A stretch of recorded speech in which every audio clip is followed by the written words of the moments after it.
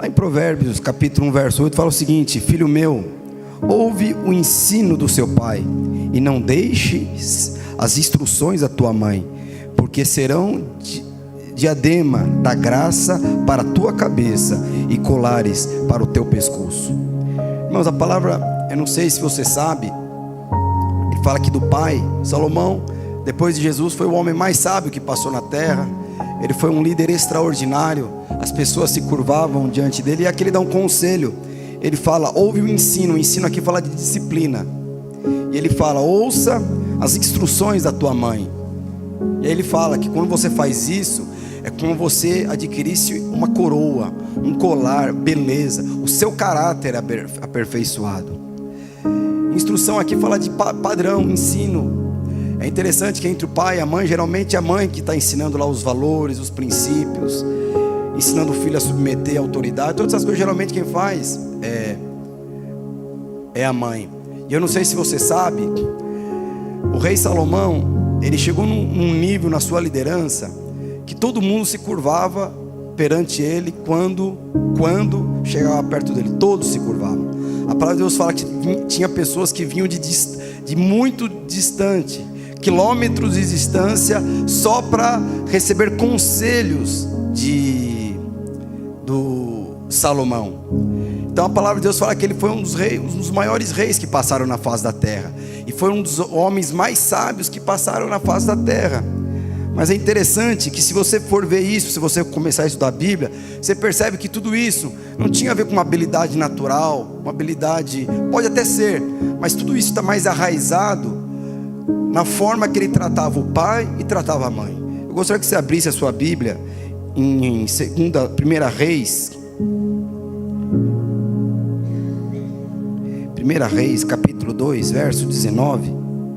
Olha só o que fala. Eu não sei se você sabe, a mãe de Davi foi Betseba, e Salomão foi filho de Betseba, conjuntamente com o rei Davi. E olha só o que Salomão fala em relação à sua mãe. Faz, atitude. Foi Betseba ter com o rei Salomão para falar-lhes por Adonias. O rei se levantou, encontrou-se com ela e se inclinou-se diante dela. Lembra que eu falei? Todos que chegavam diante do rei Salomão se curvavam diante dele. Mas a palavra de Deus fala que um dia a sua mãe foi pedir um pequeno favor para ela. E a palavra de Deus fala que quando ela entrou na sala, Salomão se curvou diante dela. E a palavra de Deus continua e fala assim: e então se assentou no seu trono. Salomão sentou no seu trono e mandou pôr uma cadeira para sua mãe, e ela se assentou a mão à sua direita. O que isso fala, meus irmãos? Isso aqui fala de honra. Então, você quer saber o destino, você quer saber o futuro brilhante de um homem e de uma mulher? Não é da onde surgiu o pai ou a mãe, mas é como você trata o seu pai e sua mãe. A palavra de Deus fala que até um rei, quando a sua mãe entra na sala, ele curva-se diante dela. E aqui é questão de honra. Vou dar um exemplo aqui. Todos sabem que minha mãe ela está morando em Aurora, interior do Ceará, e ela me liga, fala que você me ama. Eu ligo para ela, ô mamãe, eu te amo. E ela chora. Esses dias eu estava vindo para o encontro. Geralmente toda vez que ela me liga é aquela correria. Aí ontem foi meu pai que me ligou. Aí quando meu pai me ligou, eu não ia falar, eu não posso falar agora. Então eu atendi, porque a honra é meu pai. Não tem como eu não atender meu pai. E eu não vou perguntar para papai, posso, não posso. Eu parei meu carro, estava descendo aqui a Antônio de Barros, eu parei meu carro e ele começou a conversar comigo. Fábio, você não sabe quanto que você paga a farinha lá que está aí em São Paulo? Você disse, pai, não sei, eu pago R$4,90 aqui em Aurora. As coisas aqui são muito baratas. Sabe quanto que é o quilo do tomate? Ele falou lá, o quilo do tomate, que eu também não lembro. Mas por que eu faço isso? Tanto com meu pai como minha mãe. Porque o meu destino está associado com como eu trato eles. A palavra de Deus fala que a mãe Betseba, se você for ver o contexto que da mãe Davi se encontrar com a mãe de Salomão, foi um contexto que eu creio que todo mundo sabe. Mas a palavra de Deus fala que a mãe de Davi, a mãe de Salomão, ela entrou no palácio para falar com seu filho, para pedir um pequeno favor. Está aqui, ó. Então ela disse: só um pequeno pedido eu te faço, um pequeno pedido. Mas antes dela fazer o pequeno pedido, para falar quanto que é o quilo do arroz, o quilo do feijão, tinha tanta coisa para fazer. Mas quando a mãe entra, para tudo. E a palavra de Deus fala: reis se curvavam diante de Salomão, mas Salomão se curvava diante da sua mãe. Isso é motivo de honra. E quando ele sentou o trono, traga um trono também, e coloque a minha direita, e coloque a minha mãe ao seu lado. Aí está explicado porque Salomão, ele teve um reinado que sustentou por tantos e tantos anos, porque ele teve um reinado tão sábio, porque ele sempre ouviu o ensino do seu pai, a instrução da sua mãe. E isso foi colocado, o que a palavra de Deus fala, isso é colocado como coroa. O seu caráter é renovado, o seu caráter é aprimorado. Amém? Essa palavra para as mães, feliz dia das mães, né? Amém, aleluia. Eu gostaria de compartilhar aqui a palavra poderosa. Eu creio vai ser rápido. Eu gostaria que, na verdade, eu queria falar sobre quando muitas vezes nós temos uma visão diferente da visão de Deus. Eu não sei se você sabe, você vai ter sérios problemas na sua vida se durante a caminhada cristã, se durante o dia a dia, se durante o dia mal que você está passando ou vai passar, a sua visão é distorcida, ou é equivocada, ou é diferente da visão de Deus. Porque eu não sei se você sabe, quando nós temos uma visão, a visão de Deus para cada área da nossa vida, quando nós temos a visão correta de Deus sobre determinados assuntos, você vai se posicionar da maneira correta. Então às vezes você pode estar passando uma crise, uma pressão, uma dificuldade, mas quando você sabe, a palavra de Deus fala: tendes por motivos de passardes por aflição, porque essa aflição vai te produzir maturidade. Então quando você sabe que aquilo que você está passando, mesmo que seja uma tribulação, mas quando você percebe que Deus está no controle, você vai se posicionar da maneira correta. E quando você se posiciona da maneira correta, você vai colher benefícios, você vai ser abençoado. Então é de fundamental importância nós termos a visão correta de Deus ao nosso respeito. Se eu perguntar para você, qual que é a visão de Deus sobre a sua família, você sabe? Qual que é a visão de Deus sobre o seu casamento? Qual que é a visão de Deus sobre o seu empreendimento? Qual que é a visão de Deus sobre o seu ministério? Qual que é a visão de Deus sobre os seus sonhos? Sabe por quê? Porque eu estou perguntando qual que é a visão de Deus. Se você tiver a visão de maneira equivocada, se você tiver uma visão em relação a essas áreas que eu falei aqui, tem outras. Qual que é a visão? Se você tem uma visão equivocada sobre o seu casamento, sobre o seu empreendimento, sobre o seu ministério, sobre a sua liderança, sobre a sua vida pessoal, qual que é a visão de Deus sobre a sua vida pessoal? Você pode ter casado, mas o Senhor tem algo individual para você. O Senhor tem algo individual para você, mas nós precisamos saber qual é a visão correta de Deus para a minha vida, como esposa, como marido, como filho, como pai, como empreendedor, como chefe, como funcionário. Nós precisamos ter essa visão correta. E quando nós não temos essa visão correta, o que acontece? Nós vamos na verdade se posicionar de maneira equivocada. E quando você se posiciona de maneira equivocada, você vai colher na verdade coisas que você não precisaria colher. Você vai colher, você vai semear e depois vai colher muitas coisas desagradáveis para a sua vida. E provavelmente você vai colher coisas que Deus não tinha para você, mas você semeou. Às vezes no casamento, no empreendimento, na liderança, na sua vida profissional, na sua vida pessoal. E o que isso produz depois? Isso produz frustração. E o que a frustração faz na minha vida e na sua vida? Faz te paralisar. Você fica paralisado. Quantos casamentos estão paralisados? Quantos empreendimentos estão paralisados? Quantos sonhos estão paralisados? Quantos projetos já estão lá dentro da gaveta? Quantos ministérios pararam no meio do caminho? Quantos sonhos de ter uma vida profissional parou? Quantos estão paralisados por conta de uma frustração? Mas essa frustração, ela começa com uma visão equivocada de Deus ao nosso respeito. É interessante que Jesus fala lá em Mateus 7 o seguinte: ele fala do prudente e do sábio edificador, aquele que está edificando. Ele fala: veja como você edifica a sua casa. Porque um dia vai passar a tempestade, um dia vai vir um terremoto, um dia vai vir uma chuva.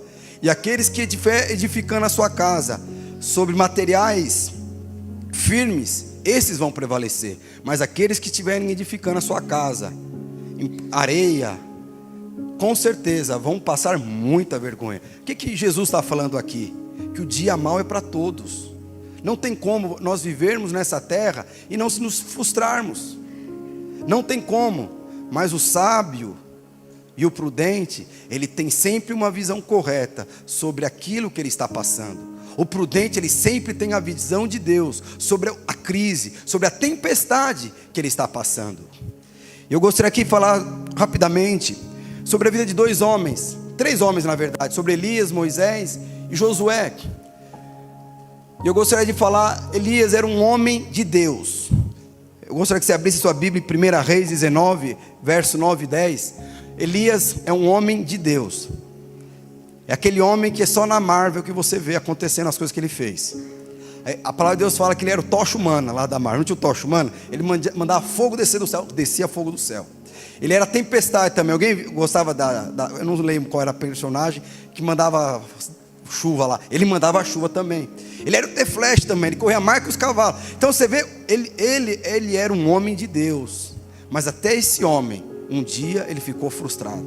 Um dia ele ficou decepcionado. E quando ele ficou decepcionado, por um momento o seu ministério paralisou. Eu não sei se você tem algo na sua vida, alguma área da sua vida que está em stand-by, está paralisado. Você pode ter certeza, é porque aí está uma visão equivocada de Deus. Ou aí está, com certeza, um sentimento de frustração. O que é frustração? Aquilo que você imaginava acontecer, provavelmente aconteceu de maneira equivocada ou não aconteceu. Isso nos frustra, mas nós precisamos aprender a lidar com as nossas frustrações. E aí eu vou explicar o porquê disso. Abre a sua Bíblia. Eu falei 1 Reis 19, verso 9, só até o verso 10, parte A. Verso 11, parte A. E ele entrou numa caverna para passar a noite. Quem entrou? Elias. E de repente o Senhor Deus lhe perguntou: o que você está fazendo aqui, Elias? Ele respondeu: ó Senhor Deus Todo-Poderoso, eu sempre tenho servido a ti, e só a ti, mas o povo de Israel quebrou a sua aliança comigo, e derrubou os seus altares, matou todos os seus profetas. Eu sou o único que sobrou, e eles estão querendo me matar. Verso 11, só parte A. E o Senhor disse: saia e vá ficar diante de mim no alto monte perante o Senhor. Irmãos, eu queria falar na verdade de experiências que nós precisamos ter de montes e vales. Eu não sei se você sabe, Deus ele habita no monte. Tem uma música, eu passei para nós fazermos o apelo no final, que não há nada melhor, que ele fala que é o Deus de montes e Deus de vales. Mas na verdade a palavra de Deus fala que Deus ele habita no monte. O que é um monte? Lembra o Monte Sinai, o Monte Sinai? Fica lá no alto. E o vale é aquele que fica lá embaixo. E depois do vale vem o deserto. Mas é interessante que nós precisamos entender quando que Elias ficou frustrado. E por que Elias ficou frustrado. A palavra de Deus fala que quando Elias, na verdade eu não tenho tempo para explicar, mas a palavra de Deus fala que Elias se frustrou porque ele esperava que Deus... Ou ele esperava que as pessoas respondessem de uma maneira e as pessoas não responderam da maneira que ele esperava. Aí tem a questão da Jezabel, tem a questão dos profetas Baal. Ele esperava que depois da forma que ele conduziu, ele esperava que as pessoas dessem uma resposta, e as pessoas não deram essa resposta. Ele esperava que Deus na verdade visse, não sei, com fogo até sobre o rei Acabe. A palavra de Deus fala que isso não aconteceu. E a palavra de Deus fala que Elias ficou contrariado, ele ficou frustrado. E a palavra de Deus fala que tudo isso começou aonde? Num vale que chama-se Jezreel. E a palavra de Deus fala que quando ele está num vale, depois ele vai para um deserto. A palavra de Deus fala que Deus vai lá e chama Elias para o monte. Lembra que eu falei? Qual que é a diferença do monte e do vale? O vale aponta para as nossas crises. O vale aponta para as nossas dificuldades, o vale aponta para as nossas necessidades, o vale aponta para o dia mal, o vale aponta para o vento contrário. E na verdade o vale aqui aponta para o nosso casamento, para as nossas finanças, para a nossa vida profissional, sabe, para a nossa família, para a nossa liderança. Por que é o vale? O vale aqui aponta para o mundo, e no mundo nós vamos ter aflição, mas nós precisamos ter de bom ânimo, porque nós somos exitosos, porque aquele que habita em nós é maior do que aquele que habita no mundo. Isso é o vale então aponta para o mundo. Então no mundo vamos ter aflições, no mundo nós vamos frustrar, porque na verdade Deus nunca vai fazer, às vezes, da forma que você deseja, no momento que você deseja, no time que você deseja. As pessoas vão nos decepcionar. E por quê? E é interessante que Deus chama Elias para o monte, porque Elias, o vale aponta para a nossa visão natural, para a nossa visão de justiça própria. E Deus chama Elias para o monte, porque na verdade no monte você tem uma visão mais ampla. No monte você começa a enxergar as coisas na ótica de Deus. E você vai perceber que Deus ama todos, independente do que ela faz. Deus ama todos. E a palavra de Deus fala que Elias sobe para a montanha, mas quando ele chega no momento lá da montanha, o que acontece com ele? Ele entra na caverna. Por que Elias entrou na caverna? Porque ele estava frustrado. Por que caverna que aponta para frustração? Caverna que limita a sua visão. Porque caverna que aponta para a sua visão natural. A sua visão natural nunca vai tocar naquilo que tem a ver com as coisas de Deus. E a palavra de Deus fala que mesmo Elias subindo no monte, ele foi magoado, ele foi frustrado, ele foi decepcionado. E é interessante que a mesma pergunta que Deus fez para Elias, Ele faz para você todos os dias. Quando você está em situação de frustração, quando você não entende, não compreende, Ele chega e pergunta para Elias: o que você está fazendo aí dentro? O que você está fazendo aí? Deus não criou você, Deus não chamou você para ficar dentro de uma caverna, com uma visão limitada. Por mais que vivemos num mundo que tanta corrupção, tanto erro, mas nós não fomos chamados para isso.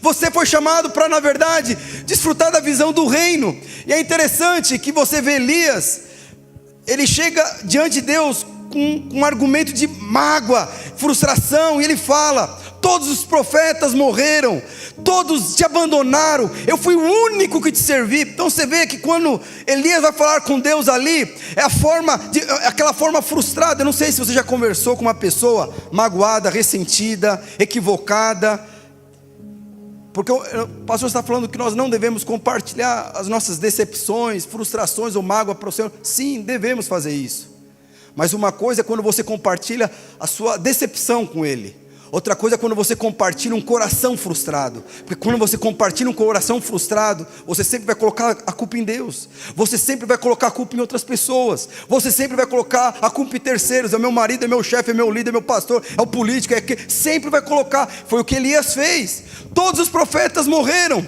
todos te deixaram, eu fui o único que te deixei, eu fui o único que serviu ao Senhor, agora eles querem me matar. E é interessante que Deus, ele não chega para Elias e fala: Elias, vem aqui. Primeira coisa que Deus fala: sai. Primeira coisa que Deus vai falar para você quando você chega diante de Deus amargurado, ressentido, frustrado, Ele sempre vai falar: sai, sai e sobe ao alto monte perante a minha presença. Qual que é o desafio para mim e para você? É você colocar a visão de Deus em prática no vale.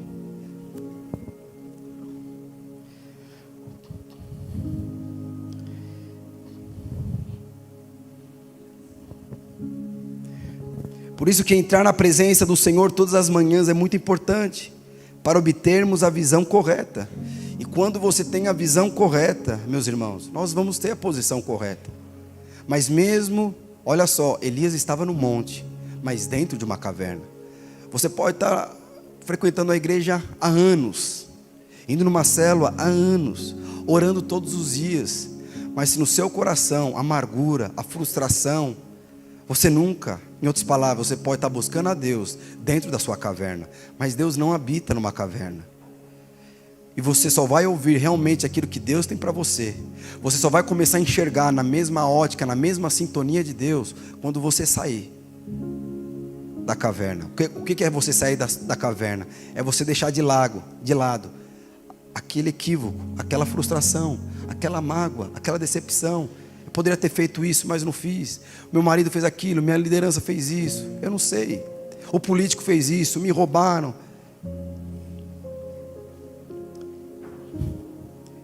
O que é uma visão natural? Uma visão natural é a visão de vale. Uma visão de vale é uma visão que olha dentro da caverna. Quando você acha que o seu casamento, que você casou para ser feliz, isso é uma visão de vale. Quando você acha que você está empreendendo para você ficar rico e desfrutar dessa riqueza aqui nesse mundo, isso é uma visão de vale.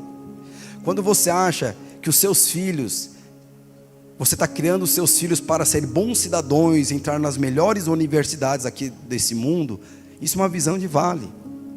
Quando você acha que você vai ser um líder para cumprir algo pessoal e para que as pessoas possam te servir, isso é uma visão de vale. Agora, o que é uma visão de monte? É quando você percebe que o meu casamento, na verdade, é instrumento de Deus para que Cristo seja formado em mim. É quando você entende que o empreendimento que eu tenho é instrumento de Deus para que Cristo seja formado em mim. Aí quando você percebe que a minha liderança, na verdade, não sou eu que estou abençoando eles, na verdade, são eles que estão me abençoando.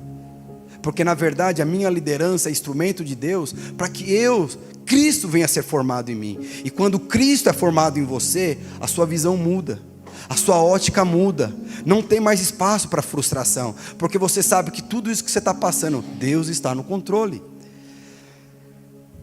E aí a palavra de Deus fala que Elias, ele saiu da caverna e se encontrou com Deus perante no alto monte. E ali ele teve a mesma visão de Deus. E o seu ministério continuou. Ali a palavra de Deus fala que ele estava dentro de uma caverna, depressivo, esperando a morte. A palavra de Deus fala que ele saiu da caverna, se encontrou com Eliseu e ainda formou um discípulo. E viveu por muitos e muitos anos depois. Em outras palavras, quando ele saiu da caverna, o seu ministério continuou aonde havia parado. Mas eu gostaria para concluirmos, eu queria falar como que nós fazemos, como que eu faço, pastor, para lidar com essas crises que nós temos no vale. Porque todo mundo aqui tem boleto para pagar, todo mundo fica em crise no casamento, no empreendimento, todo mundo passa por isso, não tem como.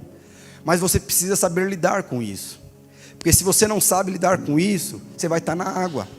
A palavra de Deus fala que o diabo, ele está ao nosso redor e derredor. Ele está procurando uma brecha, uma oportunidade para entrar e fazer a festa na sua vida, no seu casamento, no seu empreendimento. Agora, quando você não tem a visão correta do seu inimigo também, meu irmão, você vai perder a guerra. A guerra que estou falando é o propósito de Deus sobre a sua vida. Nós precisamos saber a visão correta de Deus sobre o meu casamento, sobre o meu empreendimento. O que Deus espera comigo em relação a isso? O que Deus me espera como pastor? O que Deus me espera em relação aos meus filhos? A palavra de Deus fala que filhos são como heranças. Na verdade, os nossos filhos, eles vão receber herança dos seus pais. Mas nós não podemos tratar os nossos filhos como herdeiros. Nós devemos tratar os nossos filhos como legado, porque eles vão dar continuidade daquilo que nós começamos. Mas é outra ministração. Mas eu gostaria aqui de falar um pouquinho, para nós encerrarmos, sobre a vida de Moisés e Josué. Porque aqui fala os dois momentos, o momento do alto monte e o momento do vale. E aqui fala de situações de guerra, onde nós vamos enfrentar guerras até hoje. Eu gostaria de compartilhar como que nós fazemos para guerrear. Lembra que eu falei para você? Quando você tem uma visão correta sobre as coisas que estão acontecendo ao seu redor, você vai se posicionar da maneira correta. Se você vai trabalhar, olha para o céu e vê o céu carregado de nuvem, o que você vai fazer? Eu vou levar o guarda-chuva, eu vou me posicionar de maneira correta. Ou eu vou esperar a chuva passar para eu sair, porque eu vou me posicionar da maneira correta. Lembra-se, quando você se posiciona da maneira correta, você vai ser abençoado. E outra coisa, lembra que eu falei para você, Deus, nós precisamos saber, pastor, por que é a visão de Deus? Porque a visão de Deus é a verdadeira. E a visão de Deus ao seu respeito, ela nunca muda. Você sabia disso? A visão de Deus sobre você nunca muda. Você pode estar passando mal, dificuldade, doente, está querendo divórcio, quero abrir falência, abrir mão. Mas a visão de Deus sobre você, ela nunca muda. É imutável.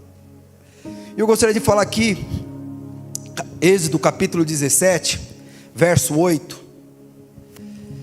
Fala o seguinte: então veio Amaleque e pelejou contra Israel em Refidim. Com isso ordenou Moisés a Josué: escolhe-nos homens e saia a peleja. O que é peleja? Guerra. Contra Amaleque. Amanhã estarei no alto monte e o bordão de Deus estará na minha mão. Fez Josué com Moisés e lhe dissera, e pelejou contra Amaleque. Moisés, porém, Arão e Hur subiram ao alto monte. Quando Moisés levantava a mão, Israel prevalecia. Quando, porém, ele abaixava a mão, prevalecia Amaleque. Ora, a mão de Moisés era pesada, e por isso tomava uma pedra e puseram por baixo dele, e nele se assentou. Arão e Hur sustentaram-lhes as mãos, um de um lado, o outro do outro, e ficavam com as mãos firmes até o pôr do sol. E Josué desbaratou Amaleque e ao seu povo ao fio da espada. E olha só o que fala no verso 16: e disse, porquanto o Senhor jurou, haverá guerra do Senhor contra Amaleque de geração em geração. Vamos repetir: porquanto o Senhor jurou, haverá guerra do Senhor contra Amaleque de geração em geração. O que ele está falando aqui? Que aquela guerra que Moisés, juntamente com Josué, Hur e Arão, aquela guerra, até hoje nós passamos por ela. Por quê? Porque ela passa de geração em geração, em geração em geração. Por quê, pastor? Lembra que eu falei para você o que significa o vale? O vale simboliza o mundo. O que simboliza Amaleque na Bíblia? Amaleque significa habitantes do vale. Se você colocar na Oliver, apertar lá, significa habitantes do vale. Eles eram habitantes do vale, eles eram habitantes do deserto, eles habitavam no mundo. A palavra de Deus fala que nós não somos habitantes do mundo, nós estamos de passagem pelo mundo, é diferente. Mas a palavra de Deus fala que Amaleque, ele entrou em guerra com o povo de Israel, aonde? Em Refidim. O que significa Refidim? Significa descanso. Então, o que ele está falando aqui? De geração em geração nós vamos ter guerra contra os Amaleques. Qual que é a nossa guerra? É com o mundo, é com o vale. Lembra o que simboliza o vale? As suas lutas, suas dificuldades, às vezes é o seu casamento, é o seu empreendimento, aquilo que nós estamos edificando aqui na terra. Mas a luta sempre é contra o quê? O seu descanso. A única coisa que você possui, que o diabo é inofensivo, é a paz de Deus. Quando Jesus falou, eu deixo convosco a paz eu deixo com vocês. Então, em outras palavras, o que nós não podemos perder durante uma crise, durante uma dificuldade, o que é? É a paz. Mas o que a palavra de Deus fala? Que nós vamos sofrer guerras de gerações e gerações. Quando? Quando o diabo vai lutar contra o nosso descanso. O que está falando aqui então? Hoje você está passando um tipo de crise. Às vezes você não tem paz no seu casamento. Às vezes você não tem paz no seu empreendimento. Às vezes você não tem paz nem de entrar na corte. Você não tem paz na sua liderança. Aí você percebe que o seu pai é a mesma coisa. Aí você percebe que os seus avós, as mesmas crises que você. Por quê? Porque é de geração em geração. Isso vai acabar? Vai acabar. Quando você vencer a guerra e ter uma visão correta de Deus ao seu respeito. É interessante aí que ele continua falando. Como que Amaleque, meus irmãos, ela falava que eles entraram em guerra com o povo de Israel na terra do descanso. Como que isso acontecia? A palavra de Deus fala que quando Moisés estava indo para a terra de Canaã, estava passando pelo deserto, passando pelo vale, indo à terra de Canaã, a palavra de Deus fala que muitos que estavam no deserto com Moisés, eles não conseguiam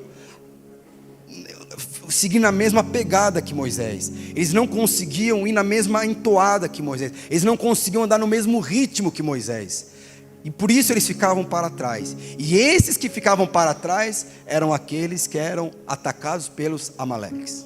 É interessante, você pode perceber, quando você não consegue andar na mesma sintonia com a sua liderança, você fica para trás, e com certeza você é presa fácil para o diabo. E o que o diabo vai tirar de você? A sua paz. Por quê? Porque ficou para trás. Às vezes não consegue entrar em sintonia com seu pai, não consegue entrar em sintonia com seus familiares, com a sua autoridade. Quando você não honra o seu pai e sua mãe, você está fora de sintonia, você ficou para trás. E quando você fica para trás, os amaleques vão se levantar contra você, e você vai ser presa fácil. Por quê?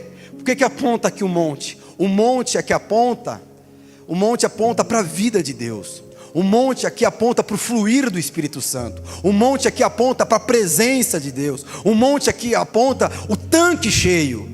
Então, na verdade, quando você não consegue andar na mesma sintonia que o seu líder, que seu pai, que a sua mãe, quando você não consegue andar na mesma sintonia de Deus sobre a sua vida, você vai ficar para trás e você vai ser alvo fácil. E o que é esse alvo fácil? Você pode perceber, sempre vai começar quando você perde a paz. E quando você perde a paz, você fica irritado, fica nervoso e começa a fazer coisas incoerentes com aquilo que você acredita.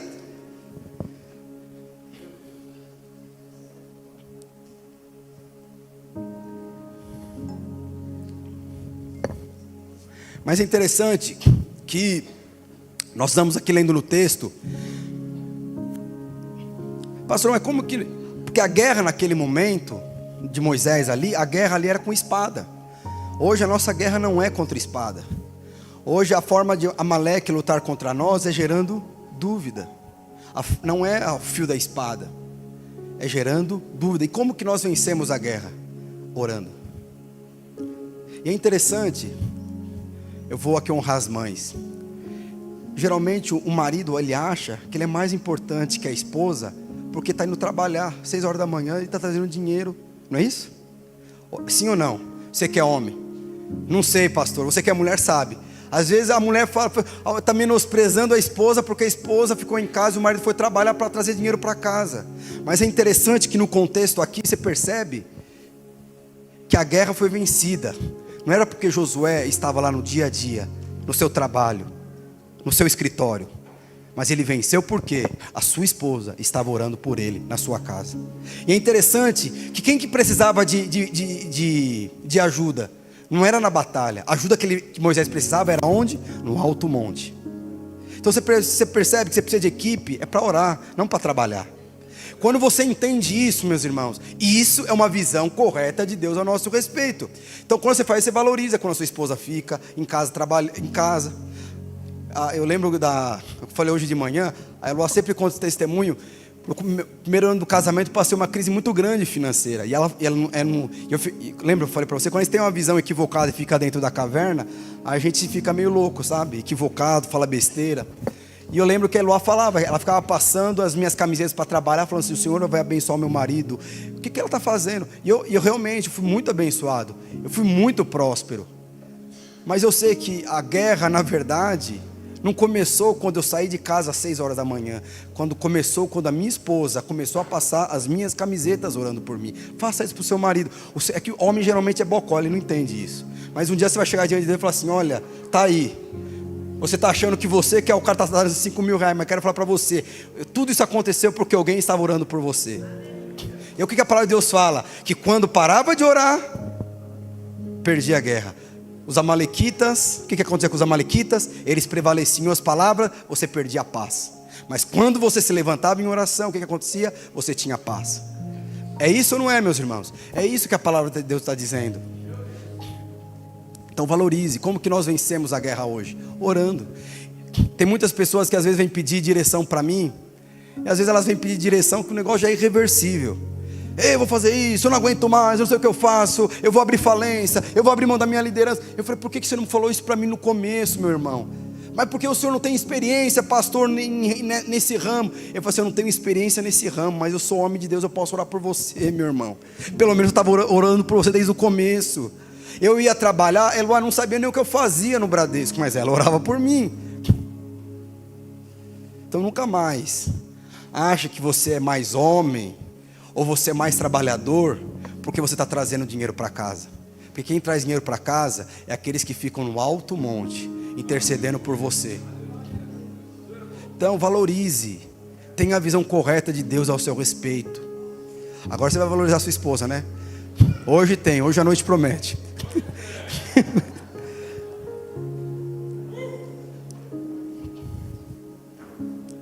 Pastor, mas Jesus passou por isso? Jesus também passou por isso.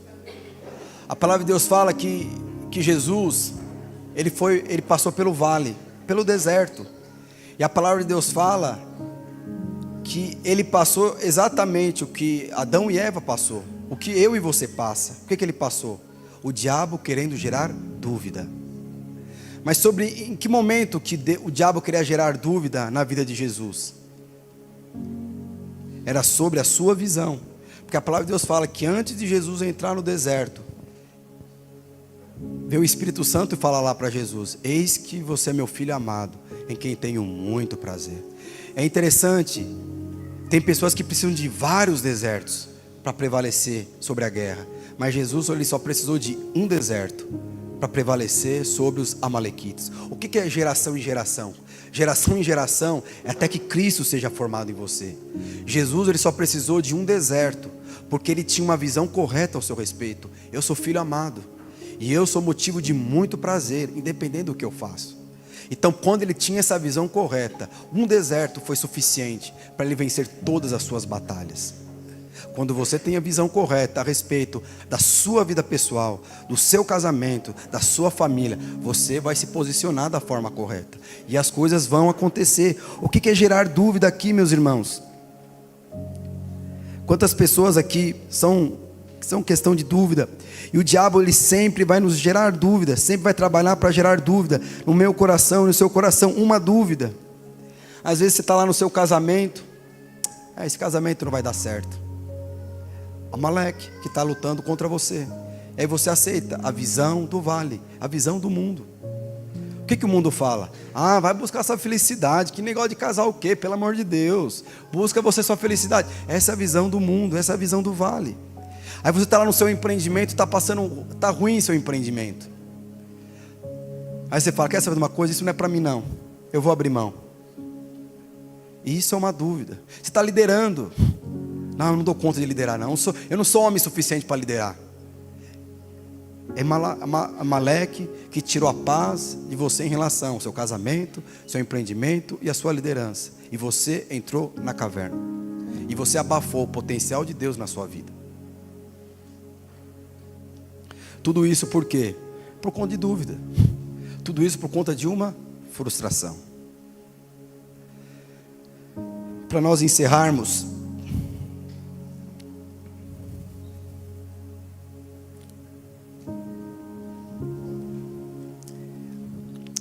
eu creio que a visão de Deus, meus irmãos, a principal coisa que ela forja em nós é uma identidade correta ao nosso respeito. No verso 8, fala o seguinte: no verso 9, com isso ordenou Moisés a Josué: escolhe homens e saia a peleja contra Amaleque. Amanhã eu estarei no alto monte e o bordão de Deus estará comigo. Deixa eu falar uma coisa. Qual que é o desafio de Deus para mim e para você hoje? É você ir para o alto monte. Lembra que a guerra, onde a guerra começa? A guerra não começa no seu trabalho. A guerra não começa no dia mau. A guerra começa no alto monte. Antes de Josué entrar na batalha, o que Moisés falou? Eu vou lá no alto monte orar por você. Quando eu começar a orar, você entra na guerra. A guerra começa, meus irmãos, é quando você vai para o alto monte. A guerra começa quando você se enche da presença de Deus. A guerra começa quando o tanque está cheio, porque ao inverso você vai ser derrotado. E é interessante que Moisés fala aqui: eu vou no alto monte e vou levar comigo o meu bordão de Deus. O que tinha na Arca da Aliança? Coisas semelhantes. Na Arca de Aliança existiam duas coisas: o maná e a vara de Arão. O que a vara e o bordão aqui significa? O bordão aqui ele tem muitos significados. O bordão aqui aponta para a direção. O bordão aqui aponta para você cuidar das suas ovelhas. O bordão também aponta aqui para você se proteger dos animais selvagens que podem vir para atacar você e atacar suas ovelhas. E o bordão aqui também ele tem um significado de proteger a sua própria vida. Olha que Moisés está falando: eu vou num alto monte com essa autoridade, com essa identidade, com esses valores, com essa clareza. Lógico que hoje você não vai chegar diante de Deus, pegar um cabo de vassoura e ungir o cabo de vassoura como se fosse um bordão. Como eu falei para você, isso estava na Arca da Aliança. Hoje a presença de Deus habita em nós. Então toda vez que você vem com uma identidade clara de quem você é em Cristo Jesus, sabendo, eu tenho autoridade sobre a minha casa, eu tenho autoridade sobre a vida do meu marido.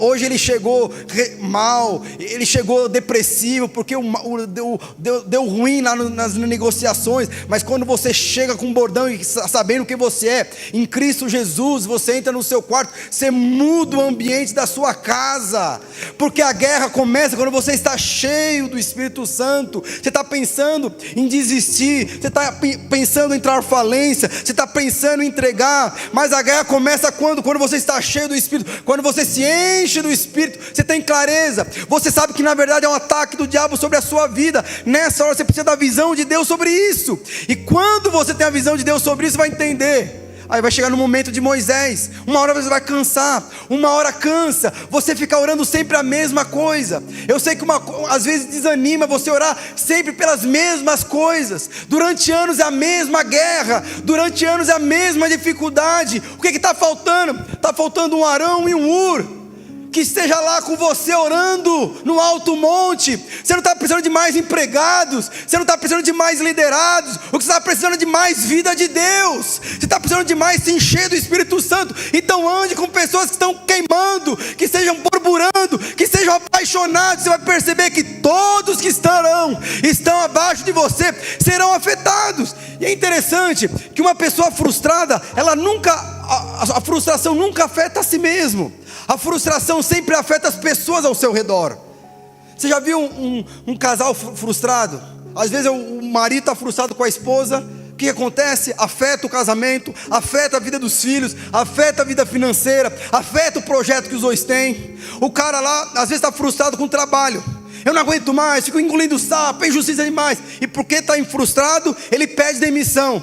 Todos da sua família vão ser afetados com essa frustração. Agora, quando ele tem a visão correta de Deus, ele fala assim: mano, eu estou mal com o meu trabalho. O que ele vai fazer? Deus sempre, meus irmãos, deixa eu falar uma coisa para você.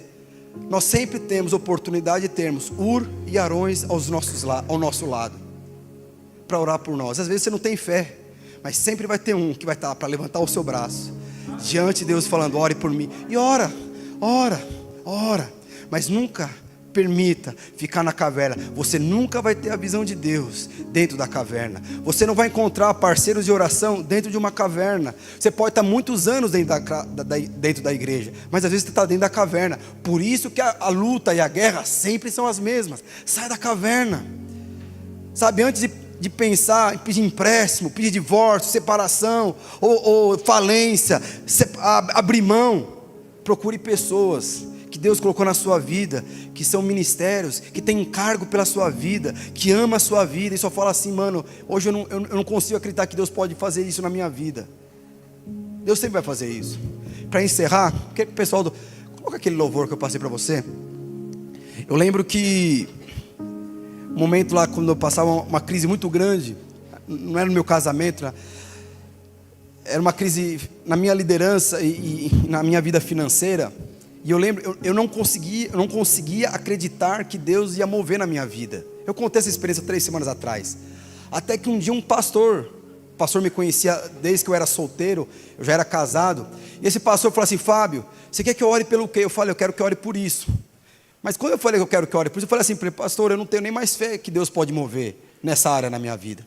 Esse pastor, ele pegou assim, ele ficou de frente para mim e pegou assim as 2 mãos. E começou a orar, ele começou a chorar, e clamar. Era oração pelo encontro, ele estava orando pela minha vida. Eu sei que Deus moveu, naquela hora, a minha fé, que estava morta foi reavivada. Por quê? Porque de alguma forma eu entendi, Deus sempre vai enviar um Ur e um Arão na sua vida. Porque a caminhada cristã é assim, a caminhada cristã é através de parceiros, a caminhada cristã é através de família. Você não foi chamado para ficar na caverna. Na caverna você sempre vai orar sozinho pelas suas crises, mas fora da caverna você sempre vai ter pessoas que vão estar orando por vocês. E quando as pessoas começarem a orar por você, você vai ter vitória e vitória em cada área da sua vida. Eu gostaria que você se levantasse.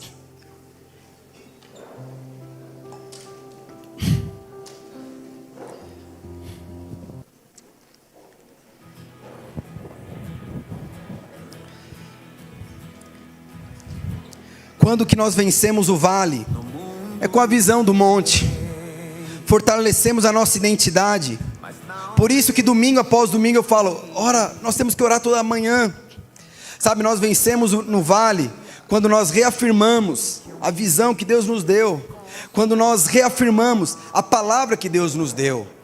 Sabe, nós precisamos aprender, preguei eu acho que 2 ou 3 domingos atrás, nós precisamos aprender a declarar aquilo que nós cremos, aquilo que o Senhor nos deu através de visões e sonhos.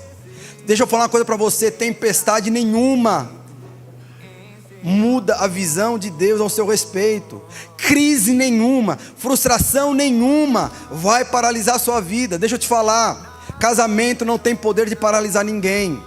Empreendimento não tem poder de paralisar ninguém. Filhos não tem poder de paralisar ninguém. Doença não tem poder de paralisar ninguém. O que tem poder de nos paralisar é frustração. É quando você está com a visão do vale, sabendo que você serve um Deus do monte.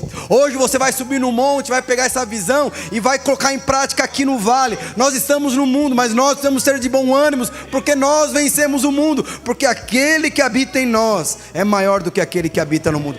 Qual que é o apelo de hoje? Saia da caverna, vai para o alto monte perante o Senhor e permita ali Ele renovar hoje a sua visão. Amém?